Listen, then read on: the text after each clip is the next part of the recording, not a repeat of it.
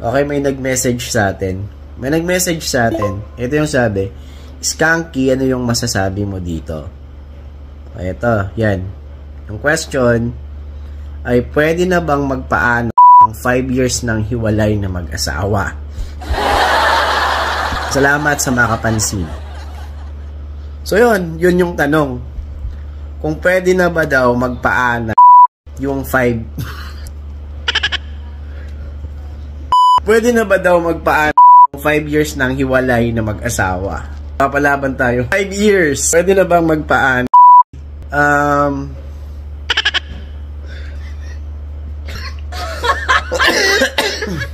Depende kasi yan sa'yo. Maraming factors kasi. Maraming factors kasi dapat isa-alang-alang dyan or i-consider bago mo gawin. Maraming factors kang i-consider dyan bago mo po gawin yung pagpapaan. Pero yung unang tanong, bakit kailangan mong magpaan? Pwede mo naman pong pag-isipan ng maigi kung talagang kailangan ba talaga yung magpaan. Pero depende po yun sa'yo. Depende yun sa'yo kung kakayanin mo. Bakit ba kasi kailangan yun? So, dapat wala kang sakit. So, unang-una, yung tatanungin mo dyan, yung sarili mo, kung handa ka na bang magpaan.